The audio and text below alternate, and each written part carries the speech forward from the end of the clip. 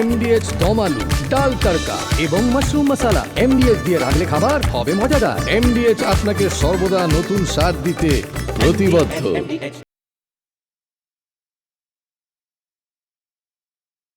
নমস্কার, দেখছেন রিপাবলিক বাংলার সঙ্গে আমি স্বর্ণালী। আজকের রবিবারের স্পেশাল এপিসোডে, সোজাসুজি স্বর্ণালী স্পেশাল এপিসোডে আপনাদের প্রত্যেককে স্বাগত। আরএসএস এর 100 বছর, শতবর্ষের আলো এই মুহূর্তে আরএসএস।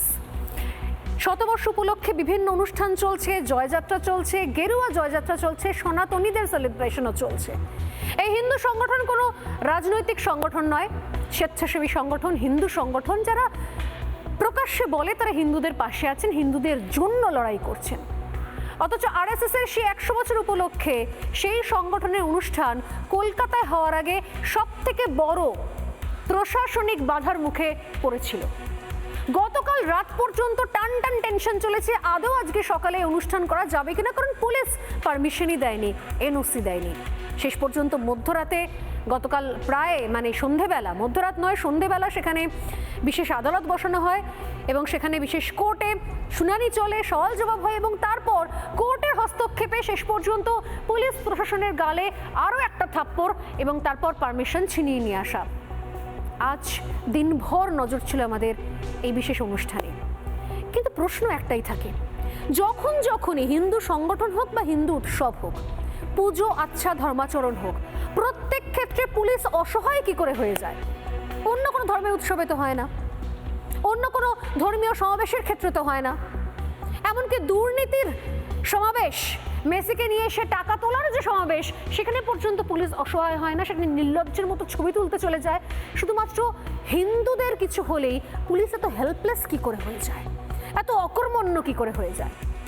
এর কারণটা অন্য জায়গায় রয়েছে, বলবো আজকে সোজাসুজি স্বর্ণালীতে। সেই আলোচনা চলবে, চুলচেরা বিশ্লেষণ চলবে, আর সোজা কিছু প্রশ্ন তুলে ধরবো। ঘণ্টাখানেকের হট্টমেলা নয়, আমার আপনার রায় নিয়ে খাপ পঞ্চায়েত নয়। সন্ধ্যে 7টা মানেই করা সত্যি কথা, যা হজম করতে সময় লাগে। যুদ্ধ হোক বা দুর্নীতি, অপরাধ বা চিটিংবাজি, ঘুরিয়ে নাক দেখাই না আমি, যখন তখন রং বদলাই। আমি স্বর্ণালী, প্রশ্ন করি সোজাসুজি।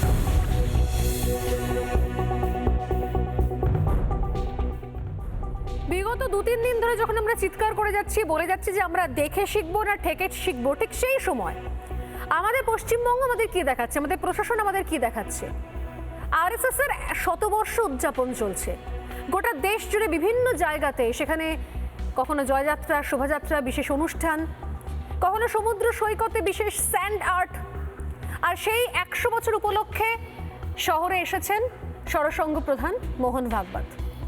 আর তারপর আমাদের রাজ্য তার জন্য কি বন্দোবস্ত করে রেখেছিল? গতকাল দিনভর পর্যন্ত চূড়ান্ত অনিশ্চয়তা যে আদৌ আরএসএস এর শতবর্ষে এই অনুষ্ঠান এই কলকাতায় হবে কিনা, কারণ পুলিশ পারমিশন দিচ্ছে না। দীর্ঘ সময় ধরে এনওসি চাওয়ার পরও পুলিশের তরফ থেকে কোনো এনওসি দেওয়া হচ্ছে না। সবাই জানে আরএসএস কোনো রাজনৈতিক সংগঠন নয়, একটা হিন্দু সংগঠন। এবং এই আরএসএসকে বিভিন্ন সময়, এমন সময় তোমরা দেখতে পেয়েছি যখন যেখানে রাজনৈতিক দল পৌঁছতে পারেনি, বিভিন্ন ত্রাণের ক্ষেত্রে, বন্যা, খরা, বিভিন্ন সময় ভূমিকম্প, প্রত্যেক ক্ষেত্রে দেখা গেছে যে আরএসএস এর লোকজন সেখানে পৌঁছে গিয়েছেন।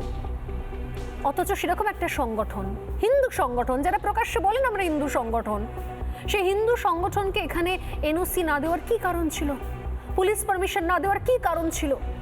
কোটি কোটি টাকা দিয়ে মানুষের থেকে টিকিট কাটিয়ে দুর্নীতিগ্রস্তরা এখানে স্টেডিয়াম ভাড়া করে মেসিকে নিয়ে এসে একটা চূড়ান্ত আদেকলামো দেখালো, আদিক্ষেতা চললো।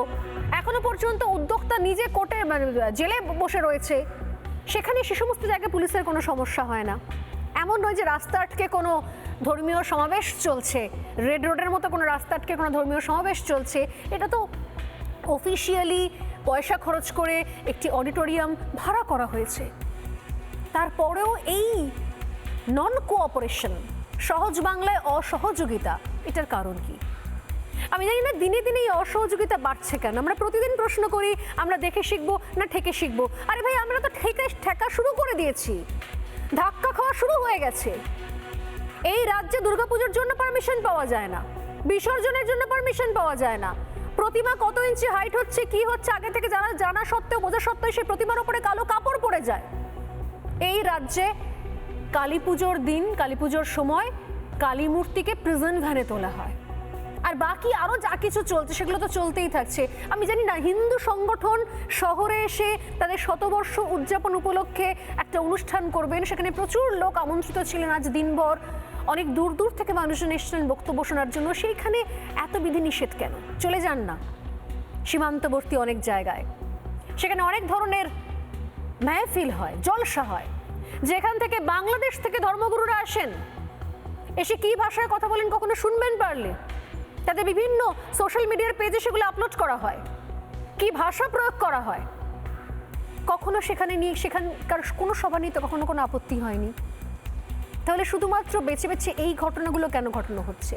এরপর তো মনে হয় আমার বাড়িতে বাড়িতে পুজো করার জন্য হিন্দু অন্য সমস্ত পুজোর ক্ষেত্রে জানি না আর কয়েকদিন বাদে এরকম কোনো স্লোগান শুনতে পাওয়া যাবে কিনা বাংলাদেশের মতো, যে মাইক্রোফোনে মন্ত্রোচ্চারণ যেন না হয়, পুষ্পাঞ্জলি যেন না শুনতে পাওয়া যায়।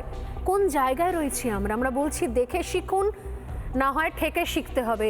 আমি বলবো আজকের এই স্পেশাল শোতে রবিবারের, যে অলরেডি আমরা ঠেকে শেখাও শুরু করে দিয়েছি, আগুন লাগতে শুরু করে দিয়েছে। এখনও যদি ভাবছি যতক্ষণ না পর্যন্ত নিজে জ্বলে পুড়ে না যাব, যে আমরা বলি না যে ব্যাং যতক্ষণ না পর্যন্ত সেই গরম আঁচটা জলের মধ্যে তার গরম আঁচ হচ্ছে ততক্ষণ ব্যাং লাফায় না। খুব সুন্দর সিনড্রোম আছে ইংলিশে, সে গল্প পরে বলা যাবে। ততক্ষণ পর্যন্ত আমরাও কি চুপ করে বসে থাকবো যতক্ষণ না পর্যন্ত আমাদের বাড়িতে আগুন লাগছে, বাড়ি ভাঙচুর চলছে, কেউ এসে বলছে হিন্দু মতে বিয়ে করা যাবে না, অমুক জায়গায় এতজন লোক খাওয়ানো যাবে না, পুজোর সময়তে অঞ্জলি শোনানো যাবে না, পুষ্পাঞ্জলি শোনানো যাবে না। এটাও হয়ে গেছে। এই বছর মহালয়ার দিন সকালবেলা লাউড স্পিকারে মহিষাসুর মর্দিনী শোনানো হচ্ছিল দক্ষিণ কলকাতার একটি জায়গাতে, সেখানেও আপত্তি জানানো হয়েছে এবং পুলিশ সেখানে দাঁড়িয়ে দাঁড়িয়ে তামাশা দেখেছে। পুলিশ কিচ্ছু বলেনি, পুলিশ বলেছে নিয়ম তো মানতে হবে, উনি আপত্তি জানাতেই পারেন। কোন জায়গায় রয়েছি আমরা? এই নিয়ে সরাসরি আলোচনায় চলে এসে আমার সঙ্গে রয়েছেন এই মুহূর্তে বঙ্গীয় হিন্দু সেনার প্রতিষ্ঠাতা স্বামী অম্বিকানন্দ মহারাজ, আমার পাশে রয়েছেন অধ্যাপক রাকেশ দাস, আমার বাদিকে রয়েছেন অধ্যাপক বিশ্বজিৎ দাস এবং তার পাশে রয়েছেন শিক্ষাবিদ কাজী মাসুম আক্তার। অনলাইনে আমার সঙ্গে যোগদান করেছেন গবেষক মানস ভট্টাচার্য। প্রত্যেককে স্বাগত রিপাবলিক বাংলায় সোজাসুজি স্বর্ণালীতে। আমি শুরুতে রাকেশবাবু আপনাকে দিয়ে আসি। দীর্ঘদিন ধরে এই সংগঠন যার সঙ্গে আপনি ভীষণ রকমভাবে যুক্ত, আরএসএস এর প্রোগ্রাম এখানে আগে থেকেই আরএসএস এর প্রোগ্রাম মানে একটা অদ্ভুত রকম বাতাবরণ তৈরি করা। আমি জানি না যে রাজনৈতিক সংগঠন আপনাদের না হওয়া সত্ত্বেও কি করে এ রাজ্যের সমস্ত রাজনৈতিক সংগঠন বিজেপি বাদ দিয়ে কংগ্রেস, সিপিএম, তৃণমূল বিভিন্ন সময়তে সরাসরি আরএসএসকে তোপ দাগে, এবং আজকে গতকাল রাত পর্যন্ত যে টেনশন আপনাদের নিতে হয়েছে, অর্থাৎ নিয়ম আইন আমরা পারমিশন পাবো কি পাবো না, প্রোগ্রামটা হবে কি হবে না। আপনি গতকাল পর্যন্ত আমার শো থেকে বেরোবার সময় বলে গেছেন যে পকেটে কার্ড নিয়ে ঘুরছি, বুঝতে পারছি না স্বর্ণালী আদৌ আগামীকাল কি হবে, আমাদের শোটা প্রোগ্রামটা করা যাবে কি যাবে না। শেষ পর্যন্ত বিশেষ আদালত বসিয়ে প্রায় সন্ধেবেলা, প্রায় রাত যখন হচ্ছে ঠিক সেই সময়তে ফাইনালি পারমিশন এলো। আমরা খবর দেখালাম যে না, আগামীকাল কোর্টের বিশেষ যে কোর্ট বসেছিল, বিশেষভাবে আদালত বসেছিল, সেখানে পারমিশন দেওয়া হয়েছে। এত কাঠখড় পোড়াতে হচ্ছে আপনাদের অনুষ্ঠান করার জন্য, আরএসএস অনুষ্ঠান করার জন্য পশ্চিমবঙ্গে, কলকাতায়, কেন? 100 বছর ধরে একটা সংগঠন চলছে এবং সেই সংগঠনটা বর্তমানে বিশ্বের বৃহত্তম স্বেচ্ছাসেবী সংগঠন। আমরা ছোটবেলা থেকে আরএসএসের শাখায় শিখেছি। আরএসএস অ্যাব্রিভিয়েশন আমাদের প্রথম রাষ্ট্রীয় স্বয়ংসেবক সংঘ শেখানো হতো না, আমাদের শেখানো হতো রেডি ফর সেলফলেস সার্ভিস। সেই জায়গায় দাঁড়িয়ে এবং সেই সঙ্গে সঙ্গে আজকে ভারতবর্ষের প্রধানমন্ত্রী, ভারতবর্ষের স্বরাষ্ট্রমন্ত্রী, ভারতবর্ষের অনেক সাংসদ, ভারতবর্ষের অনেক রাজ্যের মুখ্যমন্ত্রী সহ বিভিন্ন ক্যাবিনেটের পোর্টফোলিও হোল্ডার যারা আছেন, তারা সকলে এই সংগঠনের সঙ্গে যুক্ত। আজকে যে অনুষ্ঠানটা হলো সায়েন্স সিটি অডিটোরিয়ামে, শেষ পর্যন্ত সমস্ত বাধা বিপত্তি কাটিয়ে, সেখানে নিমন্ত্রিত কারা ছিলেন? নিমন্ত্রিত ছিলেন যারা পশ্চিমবঙ্গের অত্যন্ত বিশিষ্ট ব্যক্তি, যারা পশ্চিমবঙ্গের নাম সারা পৃথিবীর সামনে উজ্জ্বল করেছেন। কাজী স্যারাজ নিমন্ত্রিত ছিলেন, উনি একজন পদ্ম পুরস্কার প্রাপক সাহিত্য সংস্কৃতিতে, সেই হিসেবে তিনি নিমন্ত্রিত ছিলেন।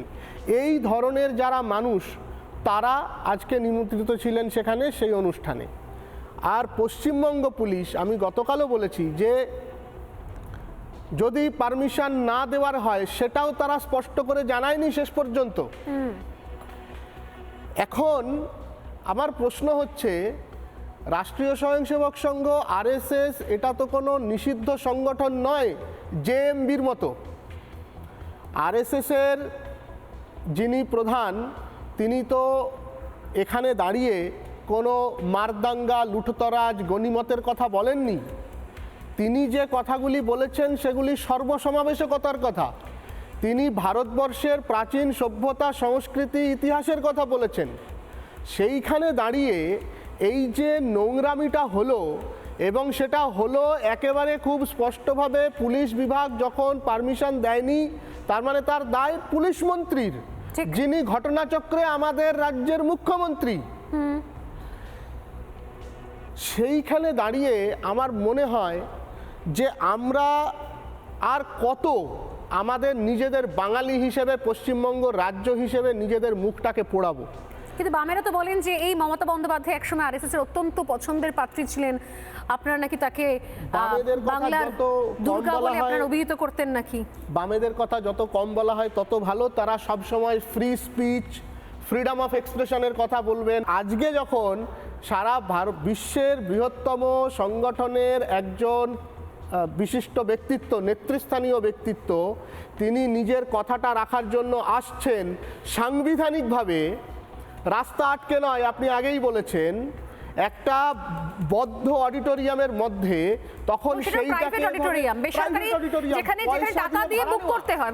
পয়সা দিয়ে ভাড়া নেওয়া রীতিমতো। এবং এই পয়সা কে দিয়েছে? এই পয়সা তো কোনো রাজনৈতিক দলের কোনো ইলেকটোরাল বন্ডের মাধ্যমে আসেনি। এই টাকা তো দিয়েছে যে মানুষগুলি খেটে খাওয়া মানুষ, যে মানুষগুলি আমাদের মতো যারা সংঘের সঙ্গে যুক্ত, তারা নিজেদের পকেটের পয়সা খরচ করে এই অনুষ্ঠানটা আয়োজন করছে। সেইখানে দাঁড়িয়ে এই যে freedom of speech, freedom of এক্সপ্রেশনের কথা, সংবিধানে প্রদত্ত যে আমাদের অধিকার, তার যারা ওকালতি করেন তারা আজকে চুপ কেন? আমি এই জায়গা থেকে বলি যে শুধুমাত্র আপনি বলছেন বাবাইদের কথা, কিছু বিশেষ ন্যারেটিভ এখানে মানুষদাও দূরে রয়েছেন, আমি দেখতে পাচ্ছি মানুষদাও হাসছিলেন। বিগত সময় 100 বছর উপলক্ষে আমি দেখলাম হঠাৎ করে যেন সোশ্যাল মিডিয়াতে আরএসএস খুব ফেমাস হয়ে গেছে, কারণ বেশ কিছু ন্যারেটিভ সেগুলো বারবার করে ভাসানো হচ্ছে, কন্টেন্ট বানানো হচ্ছে। আমি বলে দিই, এক হচ্ছে আপনাদের এই সংগঠন আরএসএস নাকি 50 বছর ধরে ভারতীয় পতাকা তাদের দপ্তরে নাকি উত্তোলন করেনি, এই ন্যারেটিভগুলো ভাসানো হয়েছে। আমি উত্তর নিঃসন্দেহে আপনার কাছে দেব। 2 হচ্ছে আরএসএস নাকি কখনো স্বাধীনতা আন্দোলনের সময় কখনো যুক্ত থাকেনি, স্বাধীনতার সঙ্গে এর নাকি কোনো দূর পর্যন্ত সম্পর্ক নেই। এরকম বিভিন্ন কন্টেন্ট তৈরি হওয়া শুরু হয়ে গেল। আমি জানি না, যখন অপারেশন সিঁদুর চলছিল আপনাদের মনে থাকবে, তখন রাস্তায় একাধিক বামপন্থী, অতি বামপন্থী দল রাস্তায় নেমে পড়লো এবং তারা হাতে একটা সাদা খাতা নিয়ে বলছে যে আমরা কেন জানতে চাই কেন পাকিস্তানের বিরুদ্ধে অ্যাকশন হচ্ছে, এবং তারপর তারা বলছেন যে আরএসএস এর অবদান কি বলে খাতার পাতা উল্টাচ্ছেন, সাদা খাতাতে বলছেন যে এরকম আরএসএস এর অবদান হচ্ছে ভারতের স্বাধীনতায়। এই জিনিসগুলো বিগত 1 বছরে, বোধহয় যেহেতু এটা আপনাদের শতবর্ষ, আমি জানি না, কিন্তু এটা কিন্তু খুব স্ট্র্যাটেজিক্যালি জিনিসগুলো চলছে। এগুলোর উত্তর আদৌ আপনাদের কাছে আছে? বামেরা আসলে বেসিক্যালি অর্ধশিক্ষিত হয়, এটা খুব স্পষ্ট। ভারতবর্ষে একসময় যে ফ্ল্যাগ কোড ছিল, পুরনো ফ্ল্যাগ কোড যদি কেউ ঘেঁটে দেখেন তাহলে ওখানে স্পষ্টভাবে দেখা যায় যে সরকারি অনুষ্ঠান বা সরকারি অফিস ছাড়া ভারতবর্ষের জাতীয় পতাকা উত্তোলনের অধিকার কারো ছিল না। ঠিক, এটা তো আইন ছিল। এত সমস্যা কোথায় আরএসএস এর এখানে আসে? অম্বিকানন্দ মহারাজ এখানে বসে রয়েছেন, যে সংগঠন হিন্দুদের জন্য, ঘেরুয়ার জন্য এত আন্দোলন করছে, সরাসরি কোনো রকমের অন্য কোনো রাগঢাক না করে তারা সোজা কথা সোজাভাবে বলে এসছেন, তাদের অনুষ্ঠানকে নিয়ে যদি এই জিনিস হয়, তাহলে এরপর আমি জানি না যে আর আপনারা বলেন, আপনি নিজে বঙ্গীয় হিন্দু সেনার প্রতিষ্ঠাতা, অন্যান্য হিন্দু সংগঠন কি করে তারা রাস্তায় নামবে, কি করে তারা কোন জায়গা থেকে কোনো ঘটনা ঘটলে প্রতিবাদ করবেন, আন্দোলন করবেন? কিছুদিন আগে গীতা পাঠ নিয়ে দেখলাম সেখানেও একটা চূড়ান্ত রাজনীতি করার চেষ্টা করা হলো, সামান্য প্যাটিসকে কেন্দ্র করে, কিছু না পেয়ে। এখন সরাসরি আরএসএস তার অনুষ্ঠান যেন না হয় তার জন্য পুলিশকে সামনে এগিয়ে দেওয়া হলো, কি বলবেন? 2022 সালে যখন বঙ্গীয় হিন্দু সেনা প্রতিষ্ঠা করা হয়, সেই সময়ে বঙ্গীয় হিন্দু সেনার প্রথম যে প্রকাশ্য সমাবেশ হাওড়ার শিবপুরে আমাদের অনুষ্ঠিত হয়েছিল, আপনারাও ছিলেন সেখানে, সাংবাদিক বন্ধুরা। তো সেই সভাটাও করার জন্য আমাকে মহামান্য কলকাতা হাইকোর্টের দ্বারস্থ হতে হয়। আপনি শুরুটা করেছিলেন যে দুর্গাপুজোয়ও আগামী দিনে পারমিশন নিতে হবে। দুর্গাপুজোয় পারমিশনের কথা কেন বলছেন? বিগত দিনেও নিতে হয়েছে। দুর্গাপুজোয় 2023 সালের দুর্গাপূজার অষ্টমীর দিনে মাইক্রোফোনে চণ্ডীপাঠ হচ্ছে বলে দক্ষিণ কলকাতার খিদিরপুরে কারা থাকেন আপনি জানেন, ওই আমাদের জনাব সাহেবের মিনি পাকিস্তান গোছের কিছু একটা, তো সেখানে যে মিনি পাকিস্তানের যে সমস্ত অনুপ্রাণিত জীবেরা থাকেন, কাজী সাহেব আরও ভালো বলতে পারবেন, কারণ ওখানেই তো উনি বন্দে মাতরম জাতীয় সঙ্গীত গাওয়ার জন্য প্রেরিত হয়েছিলেন দেশের মধ্যে দাঁড়িয়ে, ওটা তো পাকিস্তান তখন থেকেই ছিল। তো এখন ঘটনা হচ্ছে যে এই দুর্গাপুজোয় চণ্ডীপাঠ করতে গিয়ে প্যান্ডেলের ভেতরে ঢুকে সেখানকার মা বোনদেরকে ধাক্কাধাক্কি করা হয়েছে, শ্লীলতাহানি করা হয়েছে এবং বলা হয়েছে যে এখানে মাইক বন্ধ রাখতে হবে, এখানে কোনো মন্ত্রোচ্চারণ করতে দেওয়া যাবে না, কারণ তাদের নামাজে অসুবিধা হচ্ছে। সোনালি 5 বার মুসলমান সমাজ নামাজ পড়েন, আমাদের তো তা নিয়ে কোনো আপত্তি থাকে না, কিন্তু যত আপত্তি যখন আমাদের এখানে অষ্টপ্রহর নাম সংকীর্তন হবে, যত আপত্তি গীতাপাঠ নিয়ে হবে। দুর্গাপুজো আরব থেকে আমদানি করা কোনো বর্বর সংস্কৃতি নয়। দুর্গাপুজোর মূর্তি পূজাকে যারা বলছে যে মূর্তি পূজক যারা, তারা কাফের, তারা মুরতাদ, তারা মুশরিক, যারা মূর্তি পূজা করে তাদের মুণ্ডচ্ছেদন করা উচিত। তাদের অনুকরণ করে যখন রাজ্যের পুলিশ মন্ত্রী, স্বরাষ্ট্রমন্ত্রী, এখন তো আবার ক্রীড়ামন্ত্রী, এখন তিনি তো ক্রীড়া দপ্তরও সামলাচ্ছেন, এখন ক্রীড়া দপ্তর সামলাচ্ছেন, তো তিনি যখন হিজাব পরে গিয়ে যখন তিনি দুর্গাপূজার উদ্বোধন করেন দেবীপক্ষে দাঁড়িয়ে, তখন সত্যিই চিন্তা হয় যে এটা পশ্চিম বাংলা না এটা পাকিস্তান।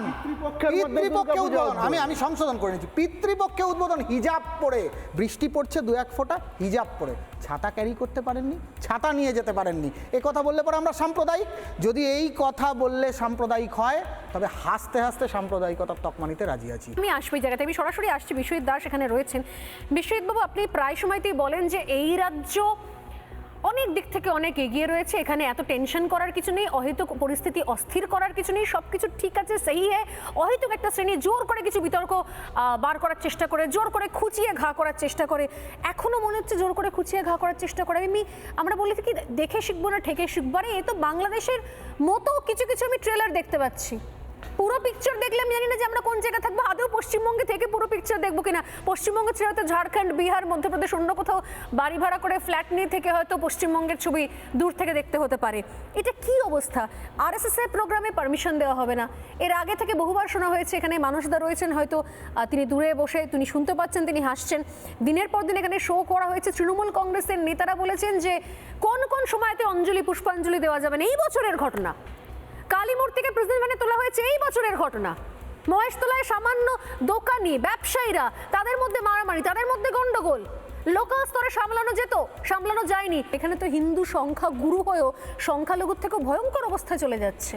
দেখুন স্বর্ণালী, যে আলোচনা শুরু করলেন আপনি অরাজনৈতিক একটি প্রতিষ্ঠান নিয়ে, যাদের ইতিহাস বা ঐতিহ্য 100 বছরের, যে কোনো সংগঠন যদি 100 বছর অতিক্রম করে তাহলে তার কিছু প্রাপ্তি থাকে, কিছু সমালোচনা থাকে, যেগুলো আপনি বারবার তুলে ধরছিলেন।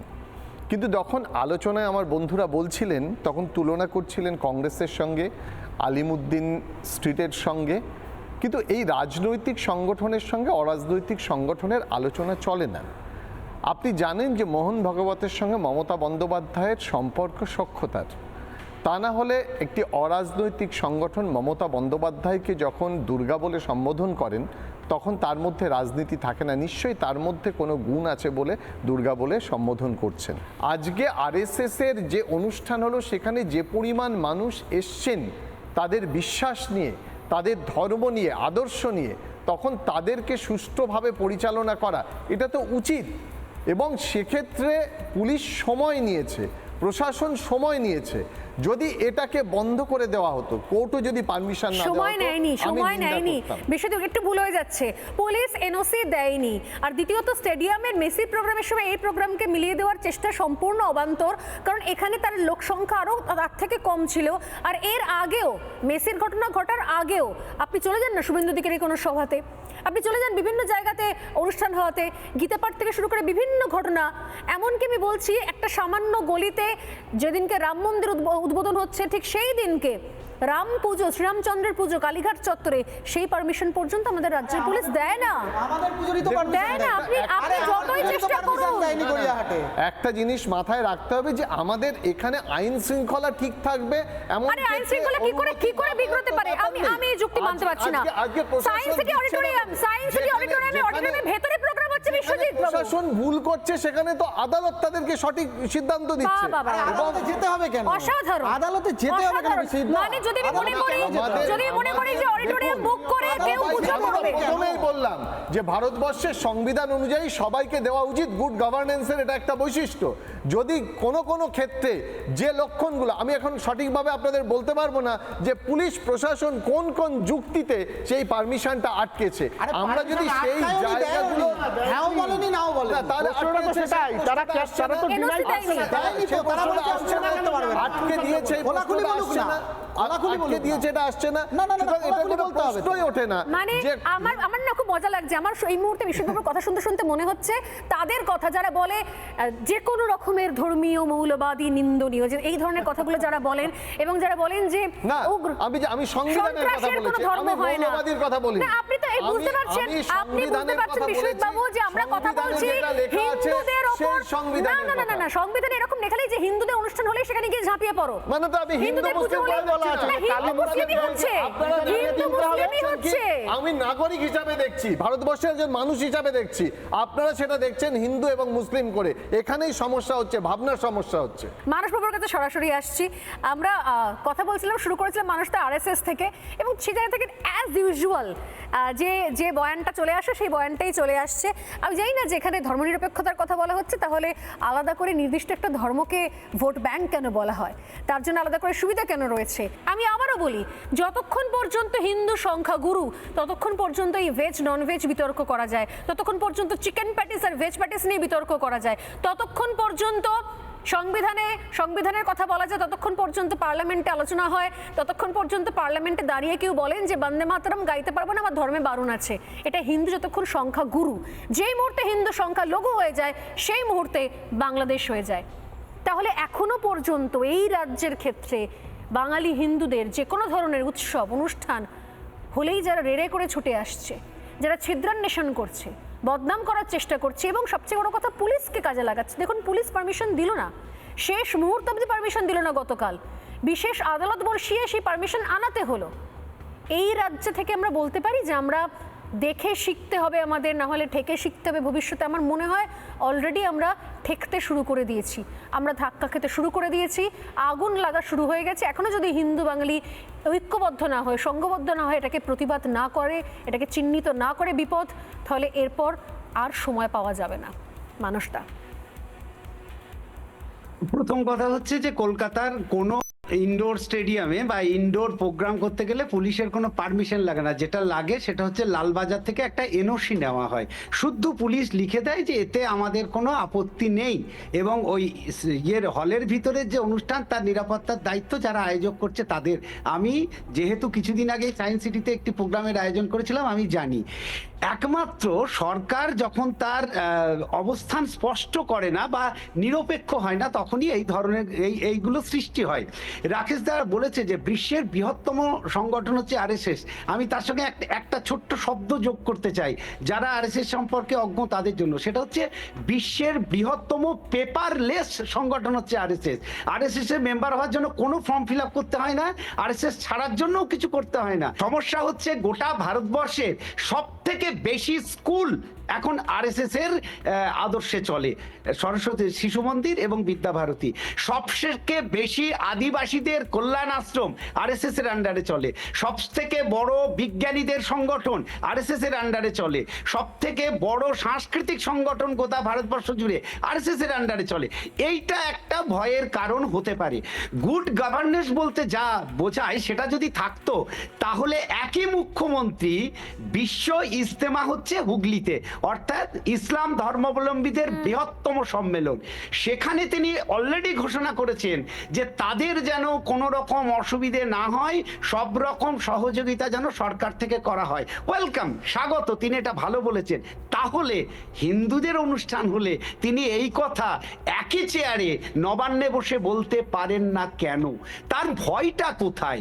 যে যদি আমি হিন্দুদের অনুষ্ঠান করতে দিই তাহলে কি সমস্যা দেখা দেবে? আমরা তো চাই যে তিনি যেরকম বিশ্ব ইজতেমা হচ্ছে হুগলিতে, সেখানে যেমন বললেন যে হ্যাঁ তাদেরকে সরকার সব রকমের সহযোগিতা করবে, যা যা দরকার করবে, সেইটা তিনি কেন গীতা পাঠের সময় ওই একই নবান্নের চেয়ার থেকে বসে বলতে পারলেন না যে হ্যাঁ এখানে হিন্দুরা গীতা পাঠ করছে, আমরা সব রকম সহযোগিতা করব? আমাদের তো ঠকে শেখা বা দেখে শেখা দুটোই এসছে।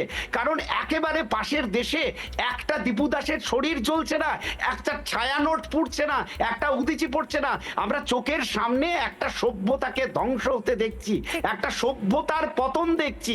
আর সেই সভ্যতার পতন দেখতে দেখতে যারা গান ভালোবাসে না, যারা ছায়ানটের মতো একটি আন্তর্জাতিক সাংস্কৃতিক সংগঠনকে গুড়িয়ে দিতে পারে, তাদের ভয় আমাদেরকে তেড়ে বেড়াচ্ছে।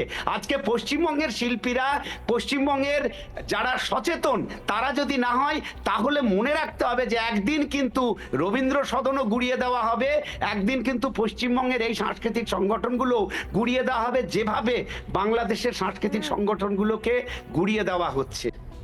ভয়ঙ্কর ভয়াবহ কথা বলছেন আপনি। বলছেন যে কেন মমতা বন্দ্যোপাধ্যায় বলতে পারেন না? মমতা বন্দ্যোপাধ্যায় তো আমন্ত্রিতও ছিলেন গীতা পাঠের মঞ্চে। আপনি আগে এবার দুবার নিজে করেছেন, এবারও আমন্ত্রিত ছিলেন কিন্তু তিনি আসেননি। উল্টে তার দলের লোকজনেরা সেখান থেকে অপেক্ষা করে বসেছিলেন খানিকটা শকুনের মতো সেন দৃষ্টি নিয়ে, যদি কোনো বিতর্ক পাওয়া যায়, যদি ঝাঁপিয়ে পড়া হয়। এবং অদ্ভুত রকমভাবে তার সঙ্গী আমরা দেখলাম সিপিএমকে এগিয়ে আসতে সঙ্গী হয়ে। এনিওয়ে বিষয়টিকে যাচ্ছেন, আমি আসছি এখানে কাজী মাসুম আক্তার আমাদের সঙ্গে রয়েছেন। এর আগেও কাজীদার সঙ্গে বহুবার কথা হয়েছে। হিন্দু সংগঠন আরএসএস নিয়ে এখানে সমস্যা, অথচ কাজীদা নিজে জানেন এই রাজ্যের বিভিন্ন সংখ্যালঘু অধ্যুষিত বর্ডার অঞ্চলে কি কি রকম মেহফিল হয়, কি কি রকমের জলসা হয়, সেখানে পুলিশে কোনো নিয়ন্ত্রণ থাকে না, এবং সেখান থেকে কি কি ভাষায় কথা বলা হয়, কি কি বার্তা দেওয়া হয়। বাংলাদেশ থেকে সরাসরি আসেন ধর্মগুরুরা, তারা কিসের এক্সপ্লেনেশন দেন, কোন ভাষায় কথা বলেন, কি মানে বার করেন, খুব ভালো জানেন কাজীদা। সেগুলো নিয়ে কখনো কোনো সমস্যা হয় না, অথচ আরএসএস এর মতো হিন্দু সংগঠনের প্রোগ্রামকে আটকানোর জন্য মরিয়া চেষ্টা চলে। আপনাদের কোনো সমস্যা হয়? আপনি তো নিজে আমন্ত্রিত ছিলেন। দেখুন, সারাদিন ছিলাম এই 100 বছর পূর্তি উপলক্ষে সর্বোচ্চ সৎসঙ্গ চালক শ্রী মোহন ভাগবতজি সভায় আমাকে যেভাবে আমন্ত্রণ করা হয়েছে, আমি প্রশ্ন উত্তর পর্বে নিজেকে যুক্ত করেছি এবং আমার বক্তব্য অভিমত 100 বছর উপলক্ষে সেটা প্রচারিত হয়েছে। আমি প্রাণিত, সম্মানিত, ধর্ম কিছু নয়, ভারতবাসী। আমি রাষ্ট্রের একজন অনুগত একজন ভারতবাসী, রাষ্ট্রকে ভালোবাসি, দেশকে ভালোবাসি, আমার রক্ত ঝরেছে দেশ মাতার জন্য। এই যে অনুষ্ঠান হচ্ছে, মাননীয়ার যে প্রবলেমটা আমি যতটুকু বুঝেছি আমার অল্প জ্ঞানে। আচ্ছা, একটা কথা, মৌলিক কথা বলি, আদালতের রায়ে পারমিশন দিতে হলো, মাননীয়া কিছুক্ষণের জন্য তো পুলিশকে দিয়ে আটকানোর ফতোয়া দিতে পেরেছে, এটা কি অসম্মান নয়? পৃথিবীর বৃহত্তম সামাজিক সংগঠন, যার এতটা মর্যাদা, মানুষের সামাজিক কর্মকাণ্ড করে, কোনো ধর্ম দেখা হয় না। যখন আত্মপীড়িতদের সেবায় আরএসএস রাস্তায় নামে, যখন মানুষের দুর্গতি দূর করতে নামে, তখন ধর্ম দেখা হয় না, অসহায়কে দেখা হয়। সেই দৃষ্টিকোণ থেকে দেখুন, অন্যটা ভুলে যান না, অজস্র শিক্ষা প্রতিষ্ঠান তারা চালাচ্ছে। তেমন একটি সংগঠনকে পারমিশন না দেওয়ার কারণটা কি শুনে নিন। মাননীয় জানেন পারমিশন দিতে হবে, কিন্তু কিছুক্ষণের জন্য আটকে রাখতে হবে। এটা হচ্ছে রাজ্যের মুসলমানদের কাছে বার্তা দেওয়া। ভালো করে বুঝে নিন। আমি তো চেষ্টা করেছিলাম, লক্ষ্যটা বুঝে নিন, লক্ষ্যটা করেছিলাম। দেখো, আমি কিন্তু বারণ করেছিলাম, আমি কিন্তু চেষ্টা করেছিলাম। দেখুন, বার্তা দেওয়া। দেখো, আমরা আরএসএস এর বিরুদ্ধে, আরএসএস কে পছন্দ করি না। আমি দিদিকে বলে রাখছি, রাজ্যের 11 কোটি মুসলমানদেরও বলে রাখছি, মোহন ভাগবতজির আশীর্বাদ কি নিতে মাননীয় যান না, বা না আগামীতে যাবেন না? এই প্রশ্নটা ওনাকে জিজ্ঞাসা করবেন আপনাদের নেতাদের মাধ্যমে। নাম্বার 1। নাম্বার 2, মোহন ভাগবতজি আজকেও বললেন, আগেও বলেছেন যে আমাদের ডিএনএ এক। আমরা যারা যুগ যুগ ধরে সনাতনী, সনাতন ধর্মের কোনো সৃষ্টিকর্তা নেই, সনাতন ধর্মের কোনো নির্দিষ্ট বিধি নেই যেভাবে এই ধর্মে যোগদান করতে গেলে একটা আচার আচরণের মধ্যে দিয়ে যেতে হবে, যেভাবে আরএসএসের সদস্য হওয়ার জন্য কিছু লাগে না, ঠিক একই রকম ভারতের সনাতন ধর্মের সাথে আরএসএসের অনিবার্য মেলবন্ধন। আমি পরিষ্কার করে বলছি, ডিএনএ এক বলেছে, অর্থাৎ মুসলমানরাও তারা পূর্ণাঙ্গ ভারতীয়, খ্রিস্টানরাও যারা ভারতবর্ষে পরবর্তীকালে, কারণ আমরা 500 বছর 400 বছর আগে ধর্মান্তরিত হয়েছি, তার আগে ভারতে যারা রয়েছেন হাজার হাজার বছর ধরে, তাদের ধর্ম কী ছিল? এই আদি সনাতন ভারতীয় ধর্ম, তাদেরই ধর্ম ছিল। এটা মোহন ভাগবতজি বারবার বলে সম্মানিত করেছেন। ভয় দেখানো হচ্ছে কেন? কেন পৃথিবীর বৃহত্তম সামাজিক সংগঠন থেকে অন্য ধর্মাবলম্বী লোকদেরকে আতঙ্কিত করার একটা ঘৃণ্য প্রচেষ্টা চলছে? কেন তাকে গ্রহণ করতে মুসলমানদের বাধা দেওয়া হচ্ছে? আমি কাজী মাসুম আক্তার, আমি যদি যেতে পারি, মাননীয় আটকাবার কে? তিনি আটকাবেন কেন? অপমানটা বুঝুন। এত বড় সংগঠনকে যারা আটকাতে পারে তারা ছাড়পত্র দিচ্ছে কাকে? যেখানে বিশৃঙ্খলা হয়, অসভ্যতা হয়, নোংরামি হয়, নষ্টামি হয়, এমন নোংরামি নষ্টামিকে যদি ছাড়পত্র দেয় আর মহতী সংগঠনকে যদি আটকায়, কি বার্তা যায়? খুব ঠান্ডা মাথায় বলে রাখতে হবে। আমি মুসলমানদের বলে রাখি, অনেক পরে ভারতের সংবিধানে ধর্ম নিরপেক্ষতা আদর্শ সংযুক্ত হয়েছে। এটাকে সবাই মিলে ক্ষতবিক্ষত করছেন কেন? সবাই মিলে ক্ষতবিক্ষত করে একে চ্যালেঞ্জের মুখে ফেলছেন কেন? ক্ষতি কার? ক্ষতি ভারতীয় মুসলমানদের। ইন্দোনেশিয়াকে দেখুন, তারা মূল ধারা সংস্কৃতিকে বাঁচাতে চেয়েছে, আরএসএস রাষ্ট্রকে বলেছে আগে, ভারতীয় সংস্কৃতিকে বলেছে আগে। ইন্দোনেশিয়াও তো তাই বলছে। পৃথিবীর সবচেয়ে বড় মুসলিম অধ্যুষিত দেশ ইন্দোনেশিয়া ভারতবর্ষকে বিপদগামী করেছে বলেই তো ভারতবর্ষের মুসলমানদের এই পিছিয়ে পড়া, এই অনগ্রসরতা। আমি আর একটা কথা বলে রাখি, খুব ঠান্ডা মাথায় বুঝতে হবে, আমাদের আকলাক আফরাজুলদের যখন হত্যা করা হয়েছিল, এই বাংলার অনেক হিন্দু ব্যক্তিত্ব তারা পুরস্কার বাতিল করেছিল। অনেক হিন্দু সমাজ তোলপাড় করে চিৎকার করেছিল, ঠিক তোলপাড় করেছে গোটা ভারতবর্ষ, অন্যায় ওঠা।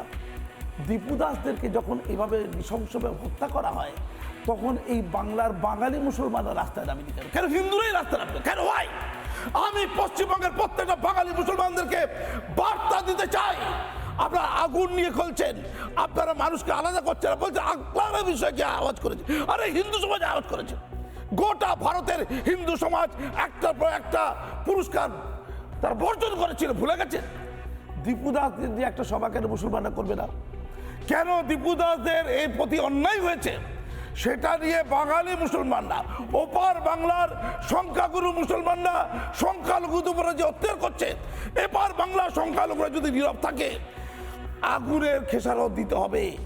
নিউটনের থার্ড ল ভুলবেন না, আরএসএসকে পর ভাববেন না, তারা ভারতবর্ষের নিয়ন্ত্রক।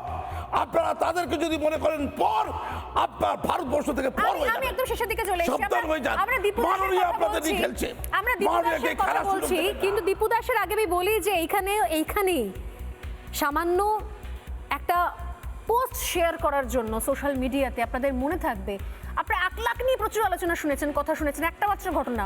কিন্তু আর একটা ঘটনা রাজস্থানের উদয়পুরে ঘটেছিল। কানাইয়া লাল, তিনি টেলার ছিলেন, অর্থাৎ দর্জি পেশায় দর্জি ছিলেন। তার দোকানে ঢুকে তার ধর থেকে মাথাটাকে আলাদা করে দেওয়া হয়েছিল শুধুমাত্র একটা পোস্ট শেয়ার করা হয়েছিল বলে। কেউ কানাইয়া লালের কথা বলে না, কেউ রাজস্থানে উদয়পুরের এই ভয়ঙ্কর নৃশংসতাকে প্রতিবাদ করে না। এই দেশে এসে হয়েছে, এই দেশে ঘটনা ঘটেছে, কি ভয়ঙ্কর ঘটনা। অথচ আকলাকের পাশাপাশি কানাইয়া লালের কোনো কম্পারিজন কখনো শুনতে পেয়েছেন? আমি জানি না, আমি তো শুনতে পাইনি, যারা প্যানেলিস্ট রয়েছেন কিনা। আমি আসবো শো শেষ করার আগে যে সত্যি আমরা কি আস্তে আস্তে পশ্চিম পাকিস্তানের পশ্চিম বাংলাদেশের দিকে এগোচ্ছি, নাকি ইতিমধ্যে অনেকটা হয়ে বসে আছি? কোনটা শেষ করব? প্রত্যেকের কাছে আসবো একবার করে।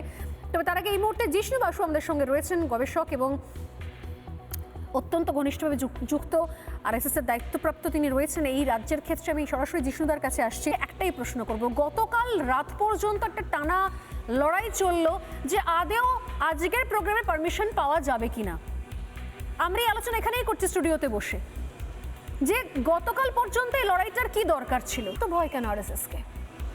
প্রশাসন এবং রাজনীতি দুটো আলাদা।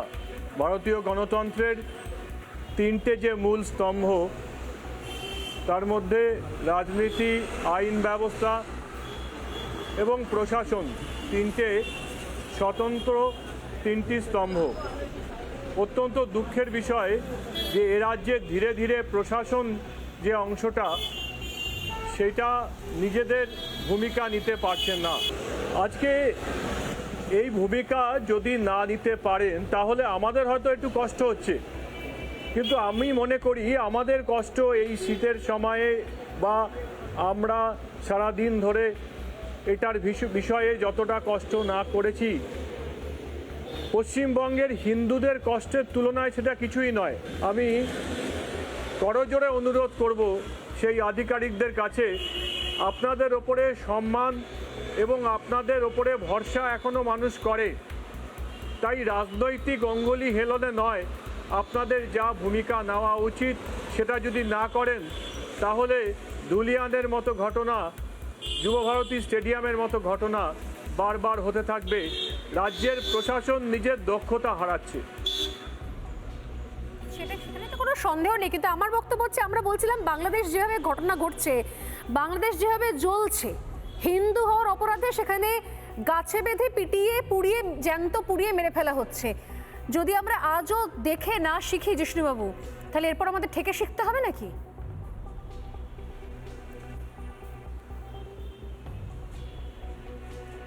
বাংলাদেশ ধীরে ধীরে একটি ব্যর্থ রাষ্ট্র, ফেল স্টেট হতে যাচ্ছে। তাতে মৌলবাদ অবাধে তাদের থাবা বসাচ্ছে। সেই ঘৃণ্য অত্যাচারের কিন্তু প্রতিবাদ এখানে তথাকথিত বুদ্ধিজীবী, শিল্পী, সাহিত্যিক যারা নিকারাগুয়ার জন্যে কিংবা গাজা ভূখণ্ডের জন্য রাস্তায় নামেন, চিৎকার করেন, মানবাধিকার মানবাধিকার বলেন, তাদের হৃদয়ে কোনো বাংলাভাষী বাংলাদেশে এই নৃশংসভাবে নিপীড়িত হলেও তাদের মুখে একটি কথাও বেরোয় না। এটাই সবথেকে দুর্ভাগ্যের। একটা জাতি যখন নিজের চলার স্রোত হারিয়ে ফেলে, আজকের পশ্চিমবঙ্গের বুদ্ধিজীবী, শিল্পী, সাহিত্যিকদের আচরণ দেখলে সেইটাই মনে করে যে নদী হারায় স্রোত চলিতে না পারে, সহস্র শৈবাল দাম বাঁধে আসি তারে। আরে একজন মানুষ সে বাংলা ভাষায় আত্মচিৎকার করতে করতে মারা গেছেন। তাই গাজা ভূখণ্ডের কারোর জন্যে যদি আপনার হৃদয়ে উদ্বেল হয়, তাহলে বাংলাদেশি হিন্দুকে যখন এই অত্যাচার করা হচ্ছে না কেন, তার বিরুদ্ধে আপনি বলবেন না কেন, এত নিষ্ঠুর আচরণ কেন করছেন? জানি না। এখন সাধারণ মানুষ এই সব উত্তর সত্যি তথাকথিত নেই। বুদ্ধিজীবীদের মুখোশ ছিঁড়ে ফেলে দেবে। আর একদম। কটা দিন অপেক্ষা করুন। একদম। যারা বাংলাদেশের এই নৃশংস অত্যাচারের প্রতিবাদ করেন না, তাদের মুখোশ ছিঁড়ে ফেলে দেওয়ার সময় এসেছে। আর অপেক্ষা করুন, সাধারণ মানুষ এদের প্রতি বীতশ্রদ্ধ হয়ে গেছে। অনেক ধন্যবাদ জিষ্ণুবাবু, অনেক ধন্যবাদ। আমি সরাসরি আমাদের শোতে একদম কনক্লুশনে আসি, একদম সময় খুব অল্প, প্রত্যেকের কাছে আসছি অল্প সময়ের জন্য। আমার একটাই প্রশ্ন, সত্যি দেখে শেখা ঠেকে শেখার কথা বলছি, কিন্তু এই থেকে শেখার সময় কি পাবো, নাকি ইতিমধ্যেই গুটি গুটি পায় আমার সাধের রাজ্যটা, সাধের শহরটা, সেখানে অলরেডি পরিবর্তন আসা শুরু হয়ে গিয়েছে? এখনও যদি জেগে না থাকি তাহলে এরপর সব কিছু হাত থেকে বেরিয়ে যাবে। আমরা কি সত্যি সত্যি পশ্চিম বাংলাদেশ হওয়ার পথে পা বাড়িয়ে রয়েছি? এক এক করে আসবো। অম্বিকানন্দ মহারাজ। পশ্চিম বাংলাদেশ হওয়ার পথে আমরা 70% এগিয়ে গেছি স্বর্ণালী। আমাদের 70% আমরা পশ্চিম বাংলাদেশ, পশ্চিম পাকিস্তান হওয়ার পথে এগিয়েই গেছি। আমরা যখন যে মুহূর্তে বসে আজকে এখানে শো করছি, তার থেকে অন্ততপক্ষে 7 বছর আগে কলকাতা শহরের মাননীয় মহানাগরিক ববি হাকিম বলে বসে আছেন যে এটা মিনি পাকিস্তান। তো আমরা এখানে বসে এই সমালোচনা, এই আলোচনা করব কেন? ওনাদের দলের, রাজ্যের শাসক দলের একজন ভারপ্রাপ্ত মন্ত্রী, কলকাতা মিউনিসিপ্যাল কর্পোরেশনের মহানাগরিক, তিনি বলছেন কলকাতা মিনি পাকিস্তান। তিনি দাওয়াতে ইসলাম দিচ্ছেন, তিনি বলছেন একদিন ইনশাআল্লাহ উর্দু ভাষাভাষী মানুষই পশ্চিমবঙ্গকে শাসন করবেন। এগুলো সবই ইঙ্গিত নয়, এটা ওনারা প্রমাণ করে দিয়েছেন। এবং আমরা যখন এগুলোতে যখন আমাদের কিছু যায় আসেনি, তাহলে এরপর তাহলে আমাদের অপেক্ষা করা উচিত যে কবে আমরা ঠেকে শিখব। না, এরপরে আমাদের অপেক্ষা করা উচিত কবে আমাদেরকে বাংলাদেশের মতো পরিস্থিতি হবে এবং ঘরে ঢুকে আমাদের উপর ইসলামিক জিহাদ নেমে আসবে। বিশ্বজিৎ, আমার মনে হয় এখনই আমরা অনেকটা ভেবে ফেলছি, অনেকটা দেখে ফেলছি। যতদিন রাকেশ স্যারের মতো স্যার থাকবেন, মাসুম আক্তারের মতো স্যার থাকবেন, জিষ্ণুদার মতো লোক থাকবেন, যারা আমাদের এই ধর্মের কথা বলতে পারে, আমাদের ধর্ম নিরপেক্ষতার কথা বলতে পারে, ততদিন হবে না। কারণ বাংলাদেশে আপনি যেটা দেখছেন সেটা আসলে নেতৃত্ব দিচ্ছেন মোহাম্মদ ইউনূস। উনি আসলে জঙ্গিদের প্রতিনিধি, একদিকে আমেরিকার দালাল, অন্যদিকে জঙ্গি বা জামাত যারা আছে তাদের হয়ে এটা করছেন। সুতরাং বাংলাদেশের এটাও আমাদের কাছে একটা শিক্ষা দিয়ে যাচ্ছে যে আন্তর্জাতিকভাবে এবং অর্থনৈতিকভাবে বাংলাদেশকে প্রতিরোধ করতে হবে। তা না হলে কিন্তু এর হাওয়া আমাদের দেশে আসতে চাইলেও, বিশেষত তার যে সীমান্ত রাজ্যগুলো আছে সেগুলোকে সতর্ক হওয়া দরকার। আপনি জানেন ইস্টার্ন কমান্ড অনেক শক্তিশালী হয়েছে। সুতরাং আমরা এখনই বাংলাদেশের মতো হয়ে যাচ্ছি কিনা বা সেটা ভাবার সময় আসেনি। শুধু একটাই কথা মানে আমরা সেফ আছি বিশ্বজিৎবাবু। না, কুচবিহার থেকে লালমনিরহাট এয়ারপোর্ট, যেখানে চীনের সামরিক বিমান এসে জমা হচ্ছে, তার পাশাপাশি হুঙ্কার দিচ্ছে তারা আমাদের 7 স্টেটস নিয়ে নেবে। এবং ভারতবর্ষের কৈলা শহর ত্রিপুরার যে 71-এর সময় যে মানে এয়ারপোর্ট অ্যাকশানে ছিল, তাদেরকে আবার অ্যাক্টিভ করার চেষ্টা চলছে। এগুলো থেকে বোঝা যাচ্ছে বাংলাদেশকে শিক্ষা দেওয়ার জন্যে, বাংলাদেশকে বোঝানোর জন্যে ভারত প্রস্তুত।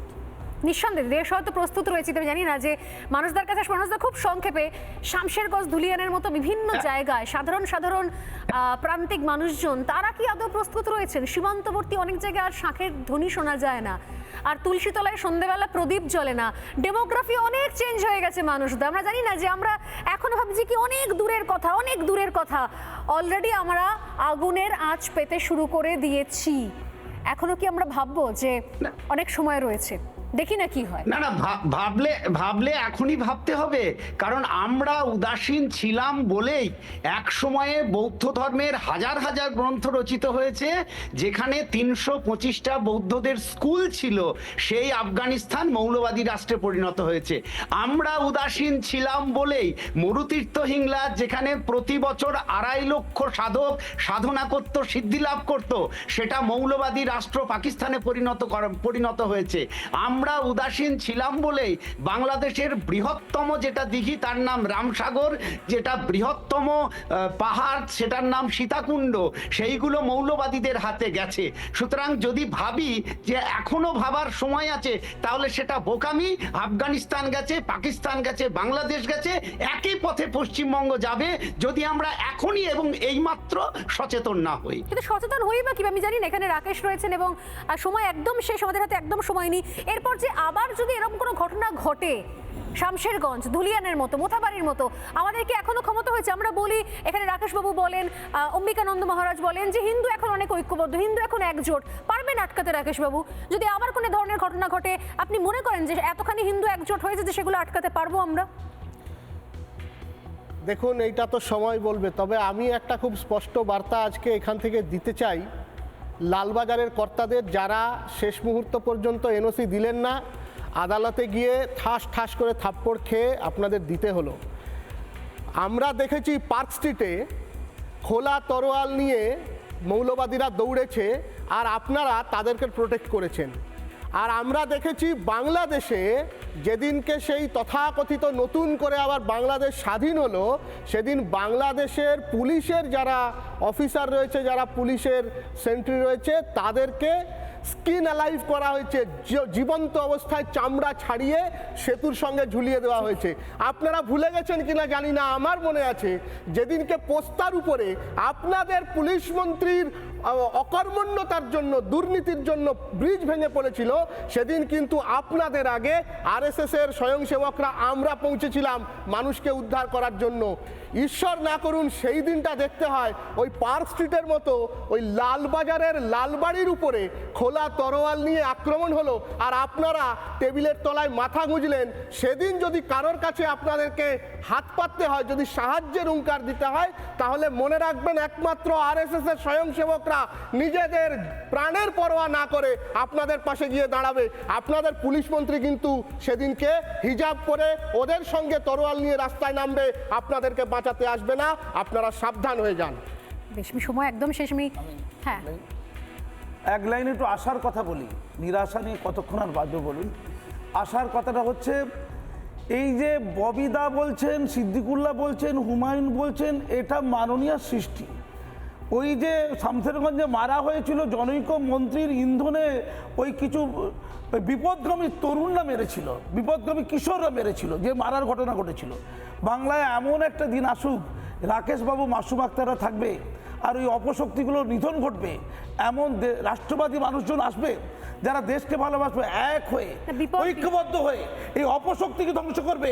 ধর্ম যাই থাক, অপশক্তি নিধন হলে বাংলা বাঁচবে, বাংলার মানুষ বাঁচবে, বাংলার হিন্দু কাজী মাসুমদা, শুধু বিপদগামী মানুষের হাতে, বিপদগামী মানুষের হাতে শুধুমাত্র হিন্দুদের বিপদ নয়, মুসলমানদের বিপদও রয়েছে। তামান্না, আপনি নিজে রয়েছেন, তামান্না খাতুনদের আমরা ভুলে যাইনি। অতএব পুরো, যদি সুরক্ষিত না, আমি আবারও বলি, সুরক্ষিত না, আমি একদমই তাই, যদি সত্যি সত্যি এখনো পর্যন্ত পৃথিবীতে সবচেয়ে ক্ষতিগ্রস্ত হচ্ছে এই মুসলমান ভাই। ভয়ঙ্কর মানসিকতা আটকানো না যায়, তাহলে কিন্তু কেউই পাহাড় পাবে না। সময় একদম শেষ, একটা বিরতি নিয়ে প্রত্যেকে ধন্যবাদ জানিয়ে ফেরত আসছি, সঙ্গে থাকুন।